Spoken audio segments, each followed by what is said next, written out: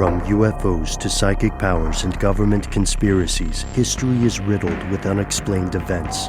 You can turn back now or learn the stuff they don't want you to know. A production of iHeartRadio.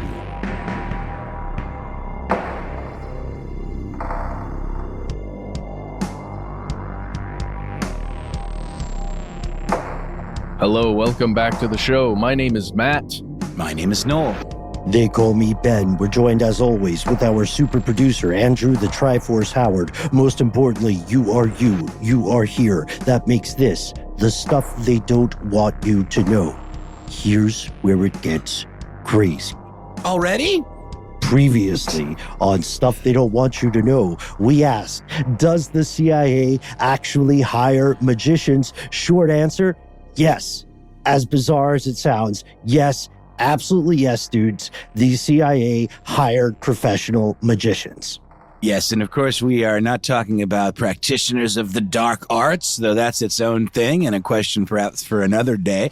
As we know, operations involving, astral projection and things approaching that genre of clandestine activity certainly did exist. We're talking about like stage magicians, Vegas magicians, sleight-of-hand experts, Illusionists. mentalists. Yes, exactly. Mind freaks. Mentalist. Yeah. You gotta wiggle your fingers when you say that, like mind freaks. Oh, you don't know where I'm wiggling my fingers right now. Don't. I'm wiggling something else. That's not the kind of sleight of hand we signed up for today, fellas. The FCC won't let me be. Anyway, believe it or not, this was a brilliant idea. The CIA has a lot of harebrained schemes historically, not necessarily evil stuff, just a little far out of the box, but this was a pretty smart thing for them to do. The public may have never learned about it without the hard work of the intrepid authors and researchers H. Keith Melton and Robert Wallace. Our story begins with a guy named John Mulholland. He's born John Wickizer on June 9th, 1898 in Chicago. And, why did he change his name? Wickizer the Wizard. That would be a perfect stage magic name. I'm very confused. Mulholland's not nearly as cool. Maybe because of the circles he would run in later, or the ones he aspired to run in, maybe he felt it sounded too foreign. Maybe he felt that it was sort of like Ellis Island, folks coming in and changing their name from something that was something more American. And I guess Mulholland is pretty American if you think about old Hollywood.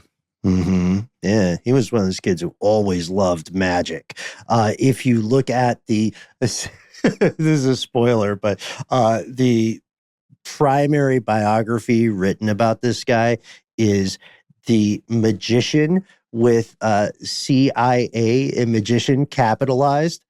The Magician. Amazing.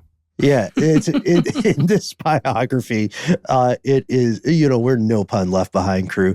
In this biography, what we see is that Mulholland's life changes when he's as young as 5 years old. He sees a performance by a guy named Heinrich Keller, who is known as the Dean of American magicians, not musicians. And he sticks with it, Everybody who's spent time around young kids or has raised a kid themselves, that at that age, a lot of kids' interests can be ephemeral somewhat, right? Dinosaurs 1 month, space exploration the next, or princesses or pirates, etc. This kid latched on to magic like a moray eel, and he did not let go. He reached his teens, and he set about learning the art of stage magic under a guy named John William Sargent, who was president of the Society of American Magicians. And just spoiler, there are a ton of magician societies. I had no idea there's so many. Yeah, and these societies take illusion and magic very, very seriously. Just quickly, let's throw the oath in here, because it really is the kind of thing that, especially as a kid, I imagine it being such a secretive thing. The intrigue would be like way up here. Magic has been there's been a lot of disillusionment in the world of magic over the years as the following oath has been broken over and over and over again. But then this oath was very, very serious, and it's still serious to a lot of people today. As a magician, I promise never to reveal the secret of any illusion to a non-magician unless that one swears to uphold the magician's oath in turn. I promise never to perform any illusion for any non-magician without first practicing the effect until I can perform it well enough to maintain the illusion of magic. Mm-hmm. Can I just say that I, too, much like our buddy Mulholland here, have been fascinated by stage magic ever since I was a little kid. I saw David Copperfield perform when I was probably 10 or 11, and I never looked back. And there's a Clive Barker movie from the 90s called Lord of Illusions that you guys may have seen. It's not great, doesn't super hold up. Are you kidding? Have you read the book? Got some.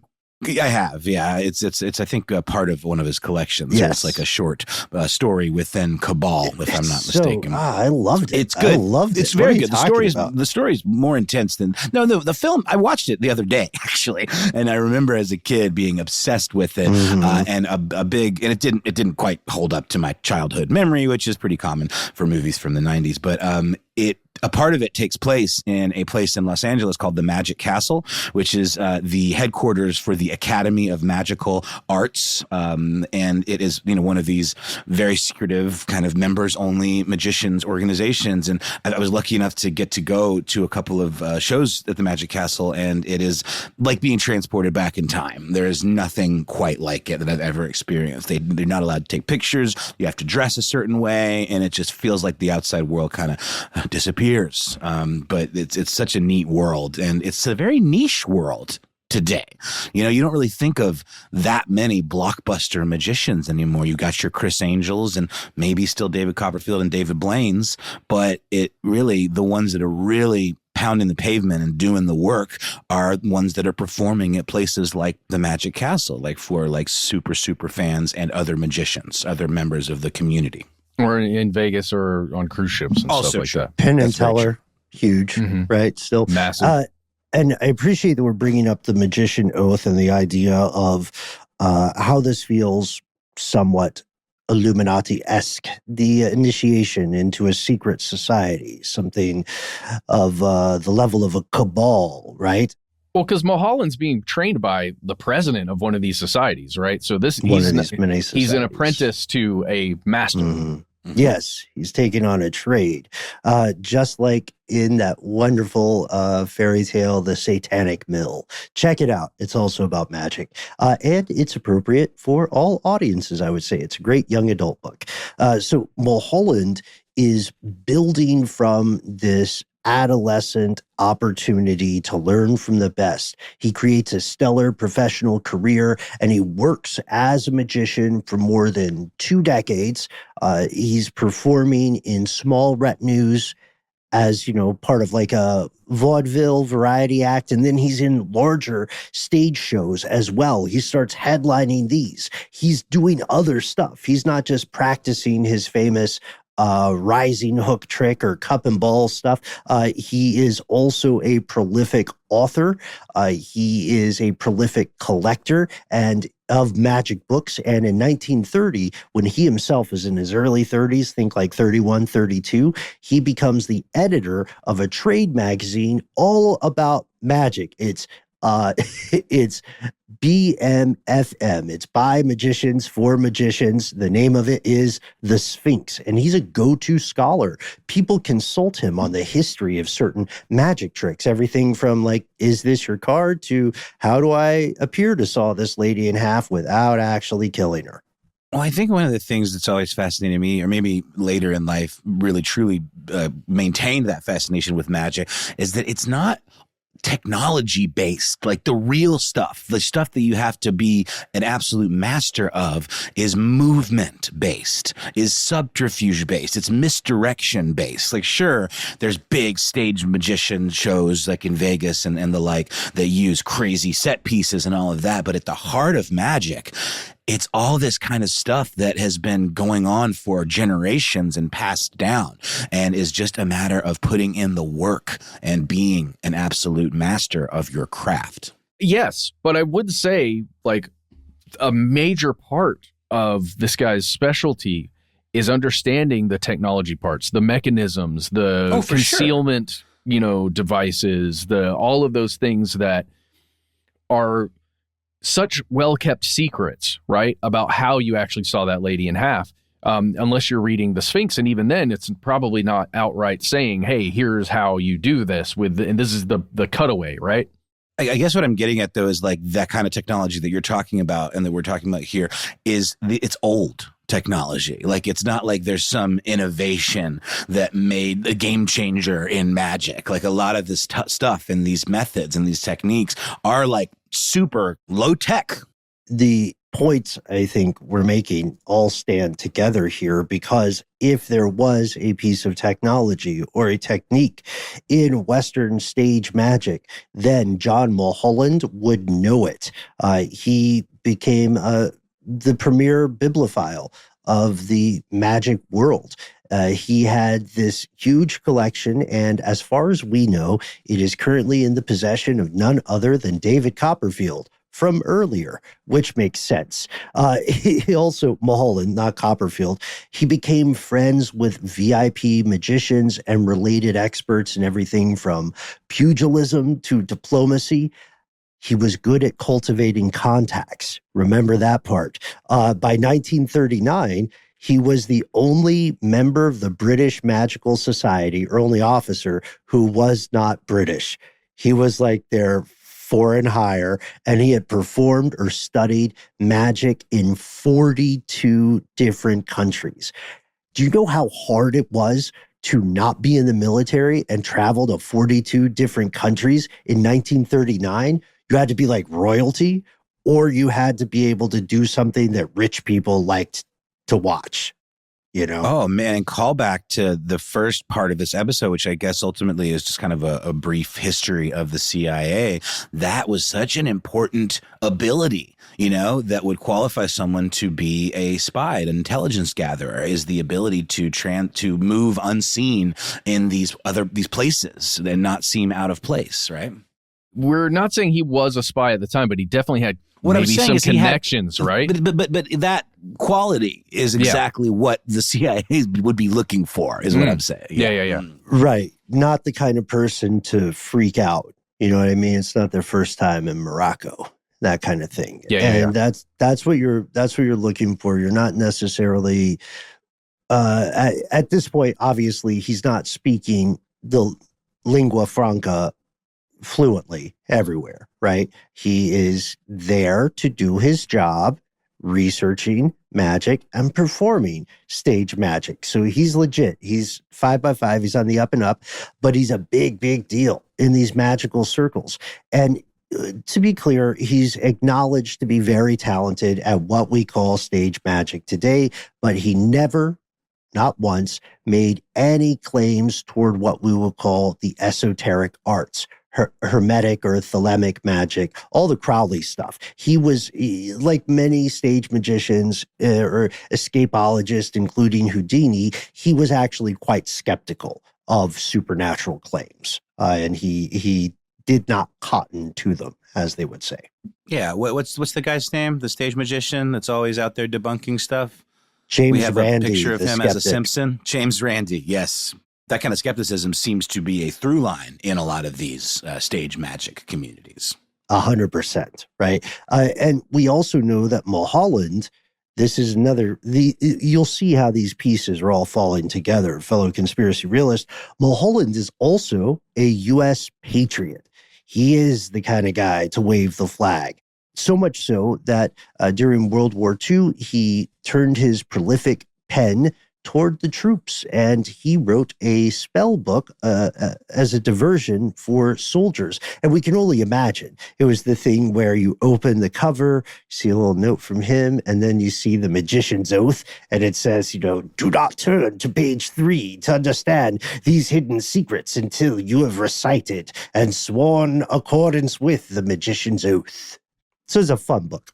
Okay. So it was more like a diversionary entertainment. Yes. I guess. Because, the idea of calling it a spell book seems to me to be a little more along the lines of the hermetic or thelemic flavors of magic. Yeah. I mean, this one too, right, was his own idea. We could, if we're being very fair, we could ascribe it to a desire to corner a niche audience market, a literal captive market, because these guys, they can't leave the area of operation. Or maybe it was an aspiration to entertain the boys on the front, like the USO would later do. Oh yeah, I was seeing some parallels there as well. Like it's his way of kind of pitching in and entertaining the troops. Mm-hmm. Yeah. And maybe it's a combination of both those factors. Either way, he pulls it off with aplomb. And if we were to speculate a little bit and play with the puzzle pieces, do a little Charlie Day kind of conspiratorial Bob Ross stuff, then we could say that this self-directed act of patriotism may have played a part in the events that were to follow. But what are you talking about, guys? Right now, we're talking about a break for a word from our sponsors.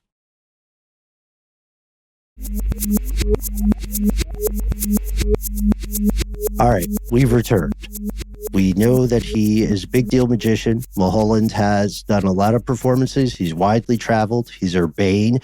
He has gotten through World War II. He's been a patriot all the way. But there's a new war that is already starting. And this is something we talked a little bit about in chapter 1. The frenemies. Yeah, that's the U.S. and the USSR, and a lot of the stuff that's happening is happening in the dark. Both sides are engaged in deception and trickery tactics, but I imagine it like everybody's starting out learning how to trick each other fully, like really fully. What they feel is tricking someone fully, and both sides are trying to level up as much as they can on their abilities to deceive the other. Yeah, they're definitely leveling up. I would say that the playing field is a little bit uneven because they have, how like, this is so dumb, but I was playing Mario Kart earlier. You know how like in Mario Kart, there are different attributes. Right, like you'll have one stats character for your vehicle, and weight even for the character you pick. They matter as well. Sorry, not to get. I didn't know this about you, Ben. We must play sometime. Yeah, well, every time I'm in Rome, I'll do as the Romans do, and that's part of it. So the idea here, then, this terrible analogy I'm making based off sleep deprivation, is that the USSR and the US and Europe and Britain, they all had different stats, different specialities in espionage. They were better at certain things.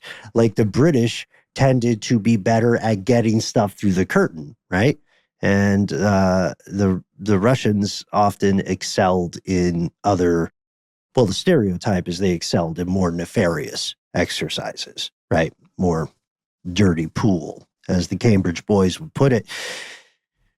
They were the Russians and the U.S. were immediately fighting, like you're talking about, Matt. They're fighting to level up, and they want control of former Nazi territory. This is where the Iron Curtain becomes apparent, right? This is the construction of the literal Berlin Wall. They're fighting for the future of Europe, communist or democratic, and most importantly, we would argue, they're fighting for access to the terrifying scientific minds and innovations of the former Third Reich. And Uncle Sam got the right Nazis. That's why we have NASA. That's how we made it to the moon. Werner von Braun. Mm-hmm. Yeah. Nukes. Yeah. And everything was evolving. In 1951, the CIA forms this thing called the Technical Services Staff, which sounds very British to me. Yes. And a lot of the terminology of their things. Does a bit.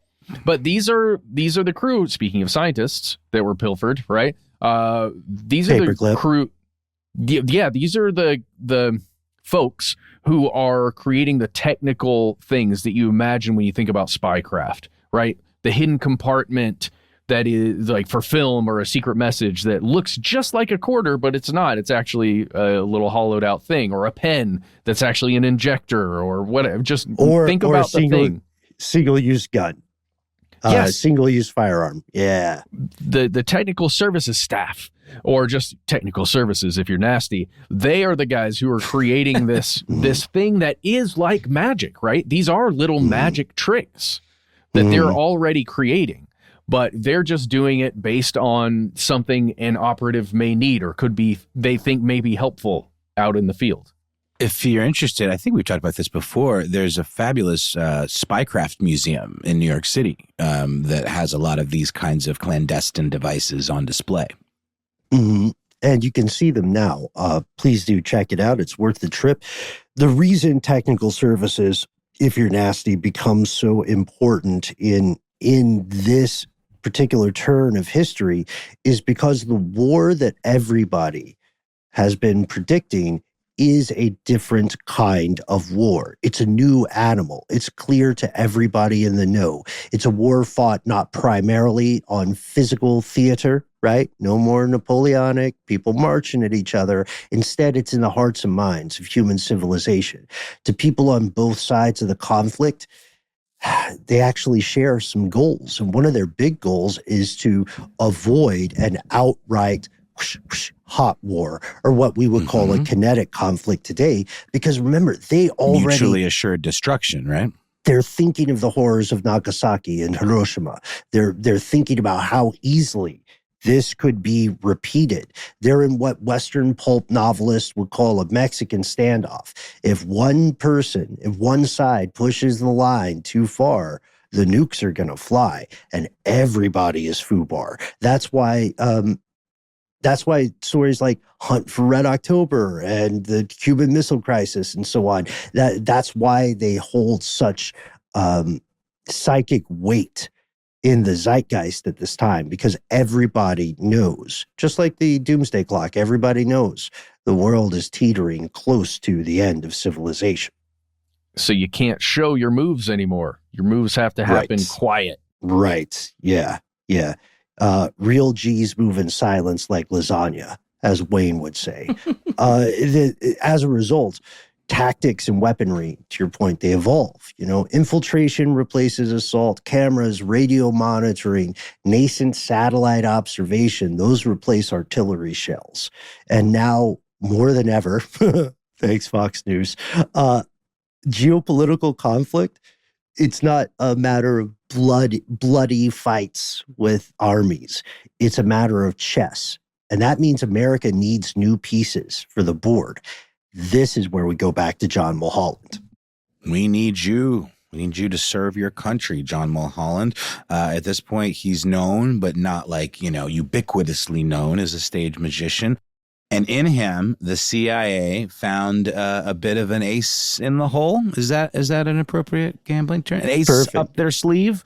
Sure. Yeah. Anyway, he would have the ability to aid them in these more asymmetric goals by employing some of the tools and tricks of the trade as a stage magician. Yeah. Let's go to an excellent forward by the former deputy director of the CIA, John McLaughlin. In his writing, he is talking about Mulholland. McLaughlin himself, by the way, is a lifelong intelligence officer and a lifelong amateur magician.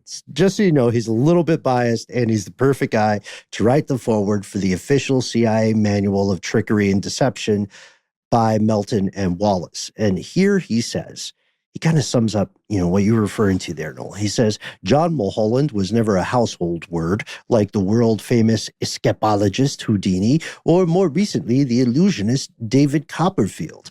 But still, to McLaughlin, Mulholland is the absolute epitome of what a magician is supposed to be. Yeah, he's got that secrecy thing on lock. He also seems to be extremely good at what he does. And he is, I think the word that's used in that quote is inventive, right? Like, yes, he is thinking outside the box that you put the person in and saw them in half. The magic box. He's thinking outside the magic box. Yeah, he's highly skilled. He can move with the ruffians and the groundlings, but he can, like Rudyard Kipling would say, he could walk with kings, but not lose his common touch. He could go places, and he was used to it. He also was well known in posh New York social circles. He's a real Goldilocks zone for the CIA. He has the social, familial, nepotistic connections that play a great role in the ad hoc tradecraft of old. Just like we were talking about this earlier, just like how LDS, Latter-day Saint, or Mormon missionaries of the right sort Still blows my mind. they're God tier candidates for CIA recruitment. I'm telling you. So cool. And Mulholland's kind of like on this level of a top pick. He checks all the boxes. And at first, the idea of trying to turn a stage magician to do basically the greatest trick of his life, it sounds bonkers. You know, some of the more hard-nosed out there in the field guys are probably thinking, well, what can this entertainer teach us? We're the world's most dangerous men. You know, we don't pull rabbits out of hats. We take people's heads. Because they're looking to Mulholland for advice, basically, for know-how, for, like you said, a teaching opportunity. They're not looking for him to be the person who's out there practicing tradecraft. They're basically thinking, what can this guy teach us about tradecraft? Yeah, that's right. I mean, they have a lot in common. There's so much crossover Venn diagram, between the skills of a stage magician and spycraft, and the kind of skills that go into that. Both depend heavily on evasion of prying eyes, of avoiding scrutiny, literally sleight of hand, right? Yeah, that's the rub of it. When we say the CIA at this point, we're talking about Dr. Gottlieb in particular. He realized that stage magic, which we would call the art, and his own trade, which we would call the craft, not the movie, tradecraft, they had so much in common, as you were saying. They also, just like in Penn and Teller's famous TV show, Bullshit, both a magician and an intelligence analyst have to be very sensitive to counterintelligence. You got to know the tricks to pull them. You got to know the tricks to detect them. And this is where we run into, it's a common phrase. I don't know who originated it, but in the West, counterintelligence is often described as a wilderness of mirrors because there are so many levels of possible information, disinfo, fog of war, making the right lie or perfecting the correct illusion. Magic is very similar. You have to understand the principles: misdirection, red herrings, information asymmetry. And this strategy, going back to our earlier thing, here's what I mean about specializations. This strategy was well established by Russians and the British in their earlier squabbles over control of Eurasia. Since we mentioned Rudyard Kipling before, yes, he's kind of an asshole. He's definitely a racist dude, but he mentions a lot of this in his novel Kim, which is entirely about a boy-child spy. I don't know if it holds up. It's been a while since I read it. All this stuff is based in fact, and several legacies of tradecraft and misdirection, magic level misdirection continue today. For instance, this is a great one. I'm sure we all know this one, but growing up, did you guys ever hear that carrots are good for your eyes? I sure did. It's not true.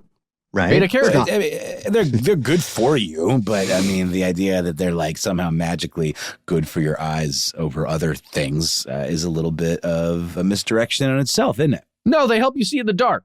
What are you talking about? I mean, you can't see it all if you don't eat and you starve to death. So I guess technically carrots do help you see. This is also to that excellent point. This is also propaganda. This is a grift from the British that was entirely meant to downplay and disguise the existence of radar technology. How do these planes keep figuring out where we are? How are they able to bomb stuff? No one can see in the dark like that. Sir, have you heard about the carrots? It's terrible. What about the sticks? That's the question. Yeah, nice. So why don't we, in this case, as you like to say, Ben, exercise a bit of empathy. You don't just like to say it. It's a good thing to do. And let's assume the perspective of the Central Intelligence Agency at this time. What they're thinking here makes a lot of sense. They're facing an enemy that plays dirty, that doesn't operate by some sort of rigid moral code, or at least maybe they have a code, but it's not necessarily one that is predictable or one that plays by the rules, right? Exactly. So let's jump to a report that President Eisenhower received in 1954 that was talking about more potential surprise attacks that are on the way. And in this, it's not authored by, but it's headed by a retired general named James H. Doolittle. And this is the quote. This is a takeaway here. Quote, "If the U.S. is to survive," this is in 1954, "long-standing American concepts of fair play must be reconsidered. We must learn to subvert, sabotage, and destroy our enemies by cleverer and more sophisticated and more effective methods than those used against us. It may become necessary that the American people become acquainted with, understand, and support this fundamentally repugnant philosophy." Yeah. Repugnant is one of the words that was used not infrequently, if anybody remembers this time, because one of the concerns was, weirdly enough, it was similar to how European forces felt fighting Americans in the Revolutionary War. These guys aren't playing by our rule book. You know what I mean? You're not doing it fair. And if you've ever been in a real fight, you know that fairness goes out the window in about 2 seconds, right? That's why 90% of real fights out on the street end up on the ground so quickly. They're going for your hair. They're going for your eyes, your throat, and your balls. You know what I mean? They're gonna break those bones if they can. And that's what the US is dealing with, a version of that. And they're saying, look, also, our counterparts on the other side of the curtain, they don't have a problem with sending people on one-way operations, just like the Japanese army would send divine wind or kamikaze pilots, on these suicide missions. And funny story, the opposite of a funny story, a lot of people don't know this, I think.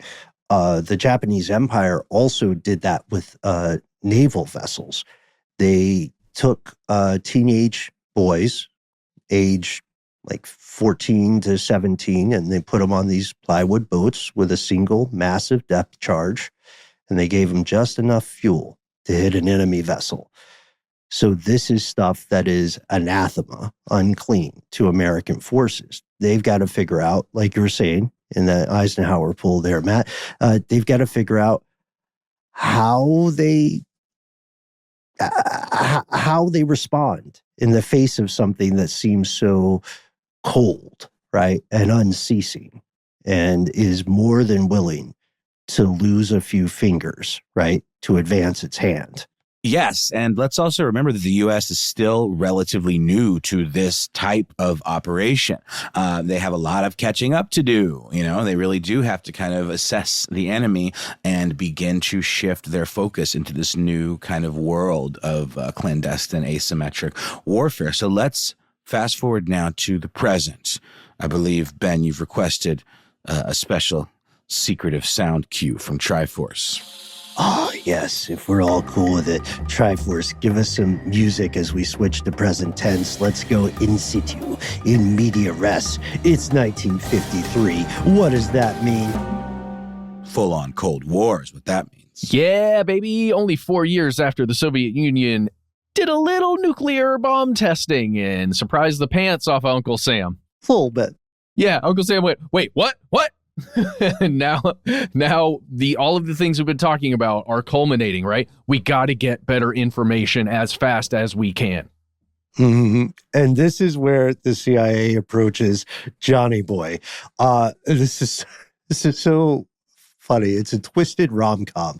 Through a series of plausibly innocuous conversations, they pitch the idea of writing a manual for field officers, work that weaponizes magic. Essentially, as we were saying earlier, teach our folks to perform your tricks. Yeah, it's incredible stuff. Just the idea of how do we make our guys better at giving a secret message to somebody, right? The old, what is that move called? The bump and pass, or grind? the thing where you, no, the thing where you you just brush past each other you gently. lift something off of them, yeah, right? that kind of like thing, right? Pickpocketing, yeah. Oh yeah. Well, pickpocketing, or two agents that, nobody knows they're agents, but they're able to pass each other and get a message, or to hide something, or to kill somebody in secret. Right. And the CIA wants Mulholland to break that magician's oath that he's loved since he was a child. And in doing so, educate dem boys, which is not how they refer to themselves, on the art of secretly administering pills and poison, right? In addition to transmitting messages. They wanted him specifically to develop the skill to surreptitiously place a pill or other substance in drink or food to be consumed by a target. We're giving you that verbatim quote because it's important to know that John was cognizant of what was happening. He knew that if he revealed these techniques to people, that, to your earlier point, Noel, didn't need a ton of technology, they were going to try to kill folks with them.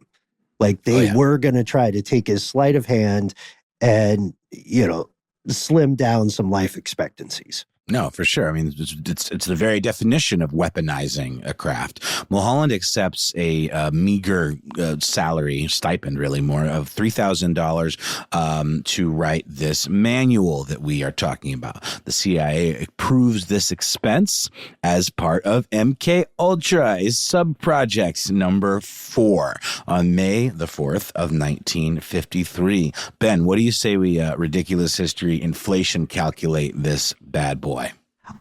Yes, let's do it. So $3,000 in 1953 is equivalent to, drum roll, Matt, will you do the honors? $35,245.96 sterling. Wait, no, that's pounds. Never mind. Look, that's a hefty payday, but it's not a ton of money. It's not what you would think of as it. I think also we got to bust this weekly? Is there a clock on this? No one-time payment. No publishing. Okay. This is just here's why. They're drawing on Mulholland's previously proven patriotism. They're giving him a stipend, right? But it's just kind of for his time. He's in his 50s at this point. He doesn't need the money. And we need to bust a myth that often happens with this kind of stuff.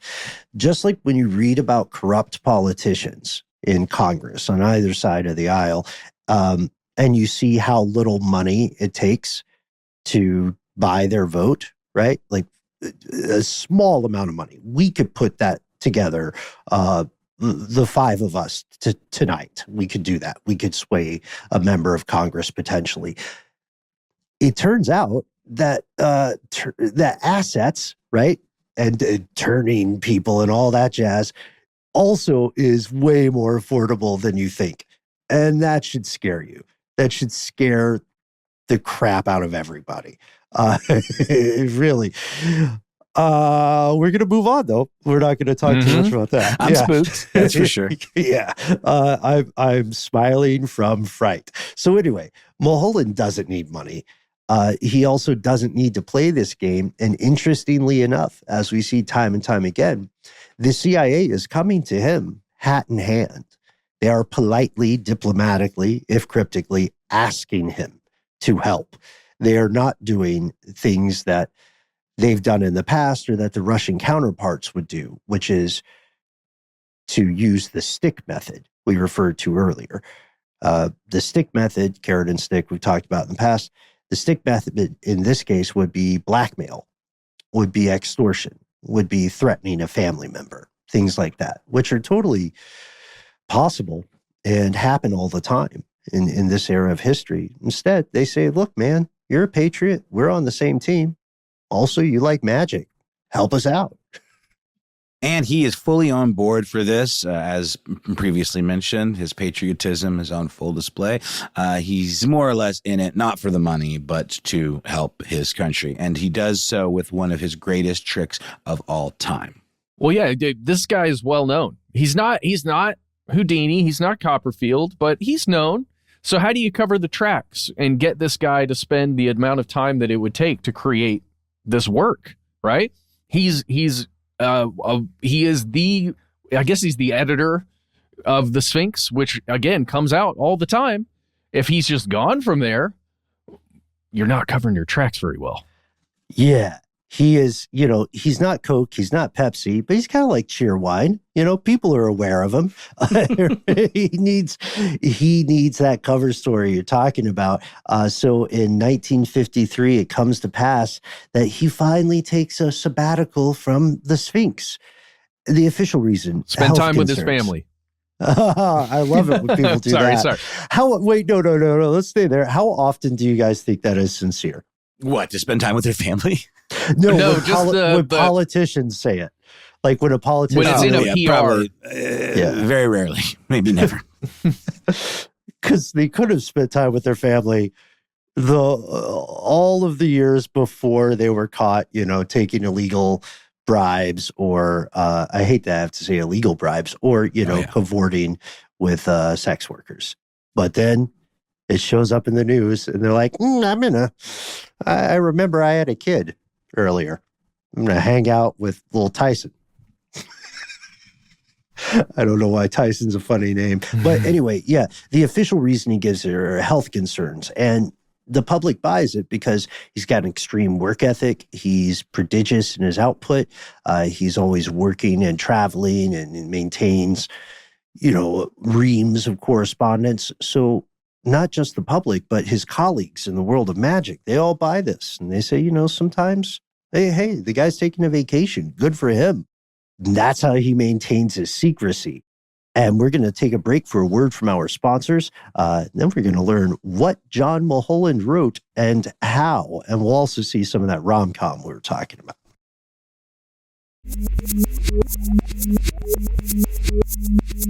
And we've returned, and let's jump right into MK Ultra. We've already set up some of the other operations involved in this program, and Mulholland's manual is no different. This is not meant to be known about by the public. And Dr. Gottlieb and his cronies deploy their own kind of brand of tradecraft in an effort to conceal all of the correspondence that goes into this project, writing this manual. Yeah. It's like a courtship dance, where they don't want to give away too much, but they have to convey enough information somehow that this guy can agree. There is a formal secrecy agreement. Think of it like an NDA on steroids. Obviously, someone who loves the magician's oath is also going to be kind of interested and intrigued in that. And there's shell companies, aliases, there's shadow PO boxes. Quick note for all of us playing along at home. This was way easier back in the day to do physically. I think you can still do stuff like this digitally, but I don't know. What do you think? Is it easier to get? Well, let's talk about what he's doing. So, all right, Gottlieb contacts Mulholland under a fake name. He's Sherman C. Griffith, representing Chemofrill Associates via a P.O. box in D.C. That's an amazing, it was like Globochem. Amazing name for a fake company. Chemofrill. And later, the P.O. box number changes. Chemofrill becomes the Granger Research Company. What do we say about innocuous names? Bad news. Yeah. And Grifford becomes Granger. Mulholland clocks this. This is super. He's so down. He's so super down with this. And this is where I have to pause and ask, do you think it's easier to do this kind of shenaniganism in the digital age, or is it more difficult? I guess there are conveniences, but there are also much more robust interception methods and monitoring methods. So I think it might be a bit of a wash. What do you think, Matt? Oh, sliding a message into, a mailbox somewhere that gets sent off that doesn't have anything on it but what's written on it, I feel like it's pretty easy. Yeah, I don't know. I don't know, because you could trace everything, even the most like, oh, this is untraceable electronic activity, is, if you work backwards, traceable. Absolutely. Agreed. Yeah, well said. And Mulholland also, he's doing his part of the dance. It's very important to be aware of this. He never refers to the CIA nor any operations by name. As a matter of fact, as the authors we mentioned, the investigators we mentioned earlier, as they argue, it's pretty likely that he did not have visibility on any specific operation, which is sort of par for the course.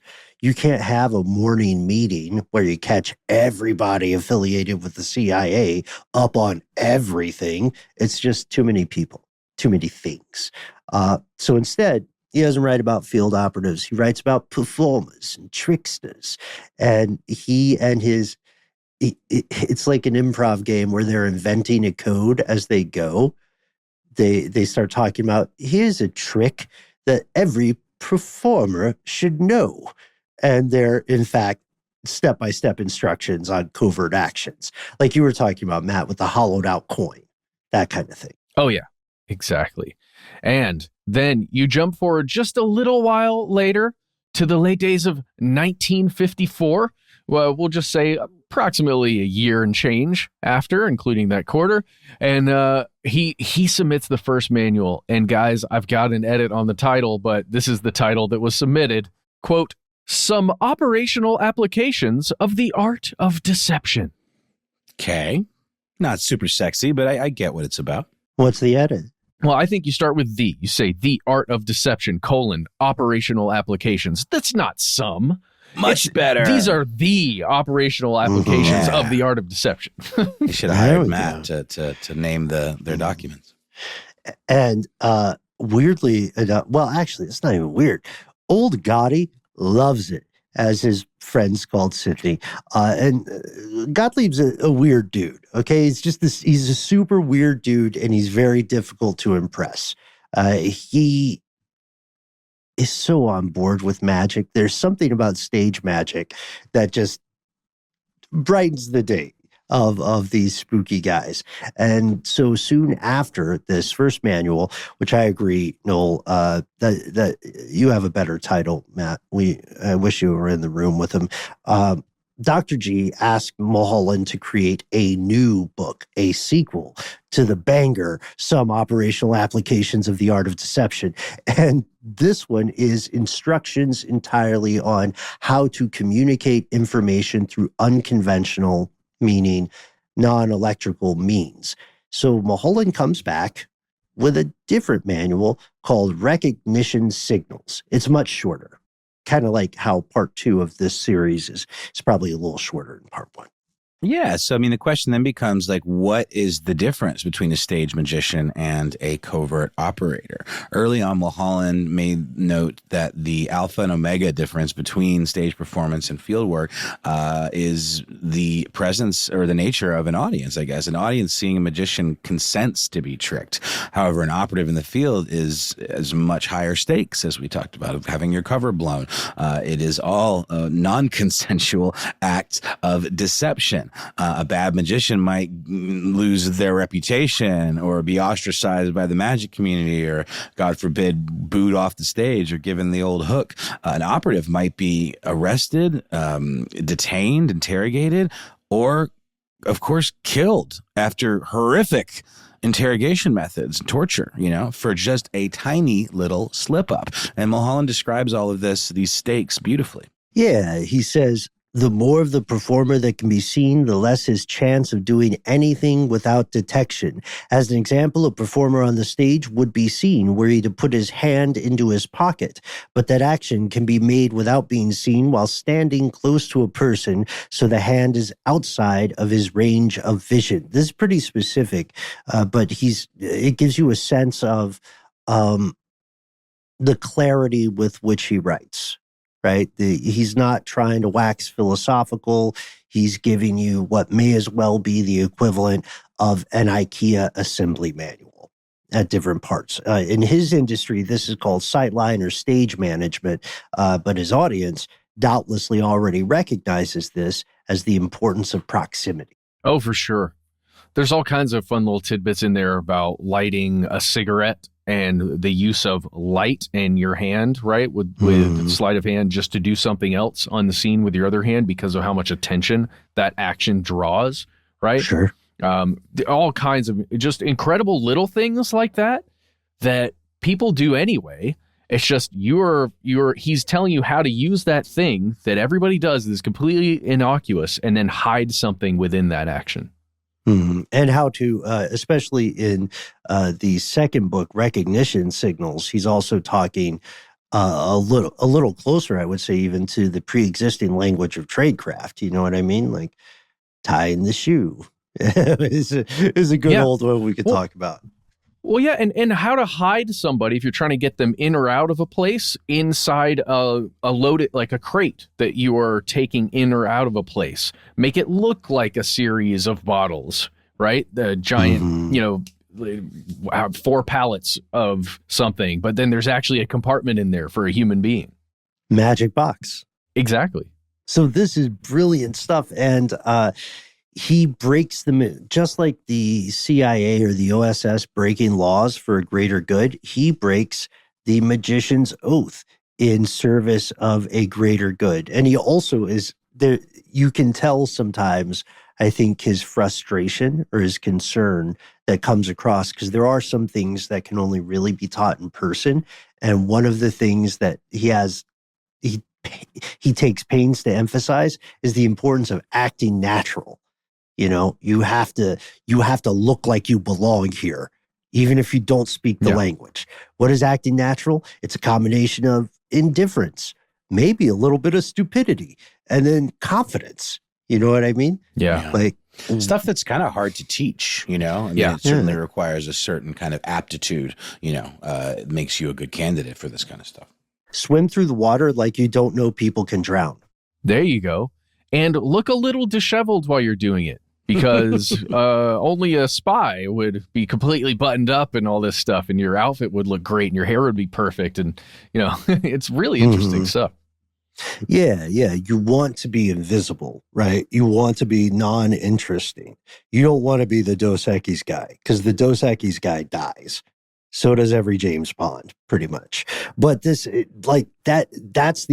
art of this stuff, and his insights are incredibly helpful. If we fast forward to 1956, we know Gottlieb is digging the holy heck out of his favorite patriot magician, and he essentially promotes Mulholland from what we would call a contributing author to an active consultant. And there are 2 reasons he does this. Neither of them are based in friendship. The first reason we have to assume is that the instructions in these manuals yield results.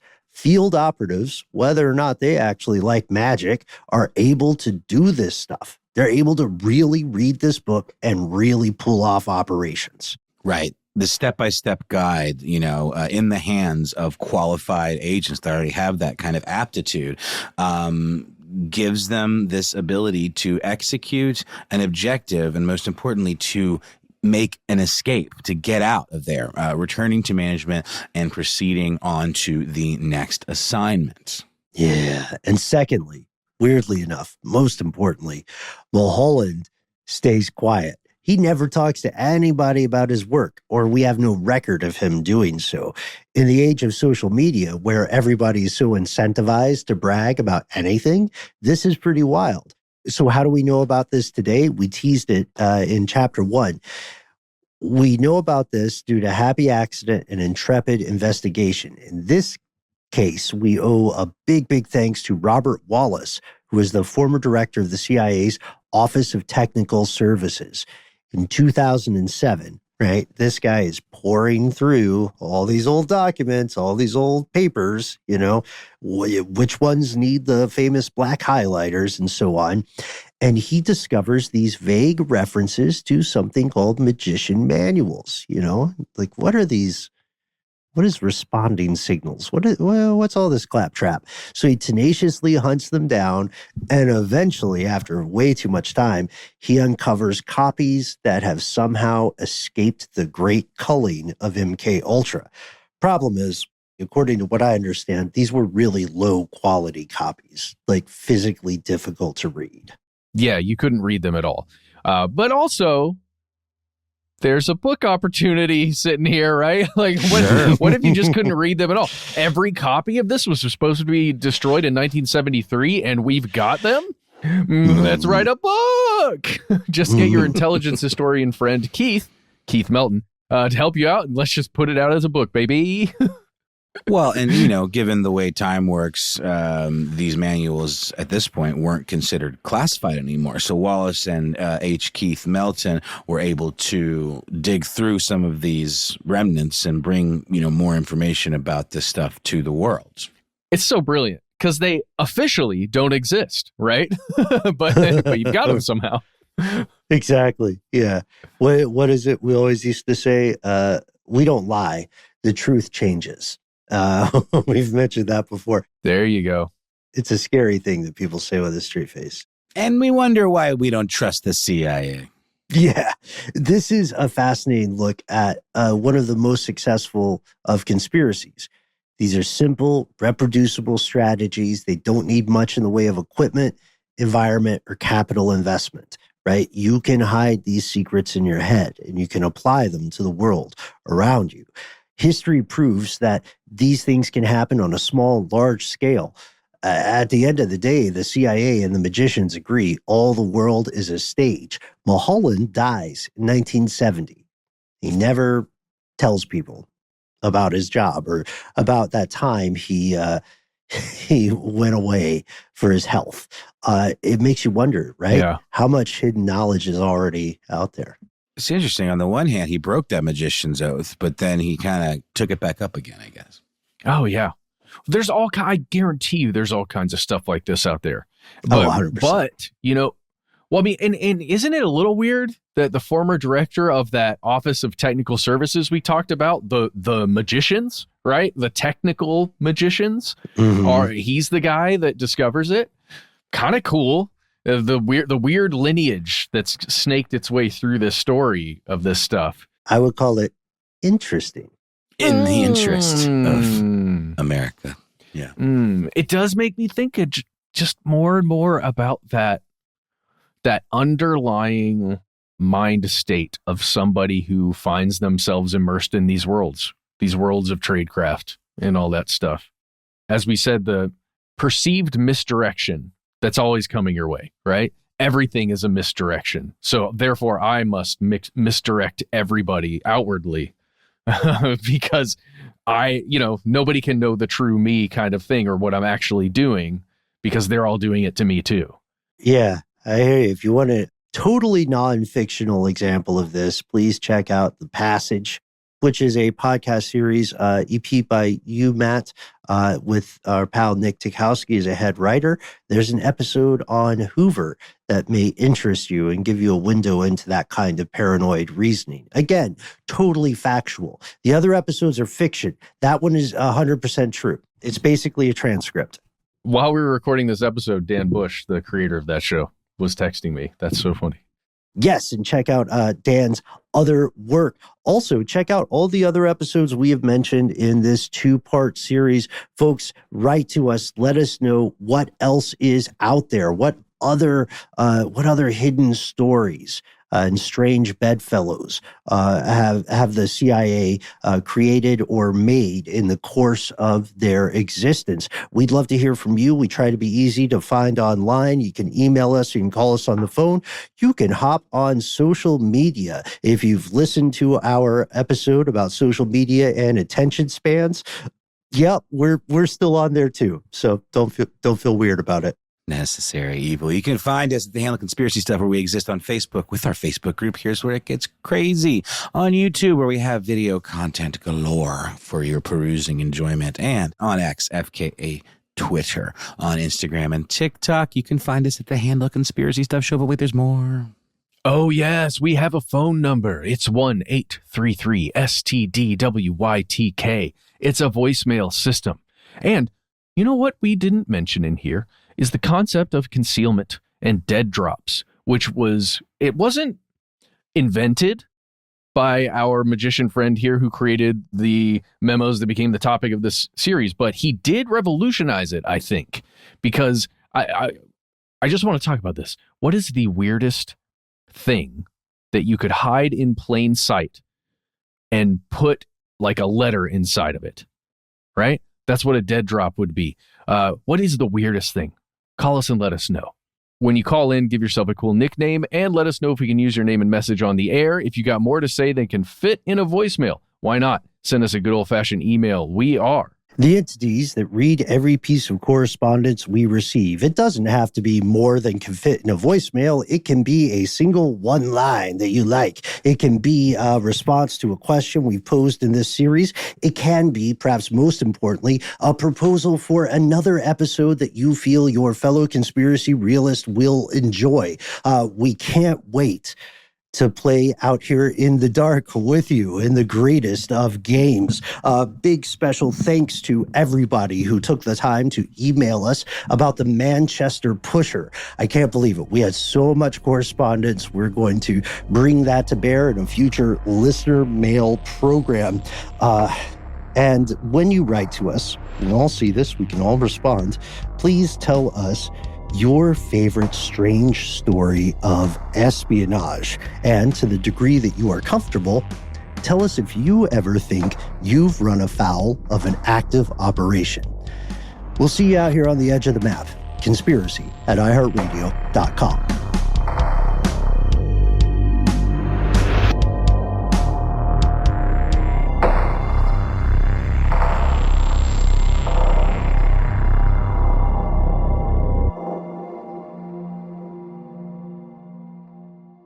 Stuff They Don't Want You to Know is a production of iHeartRadio. For more podcasts from iHeartRadio, visit the iHeartRadio app, Apple Podcasts, or wherever you listen to your favorite shows.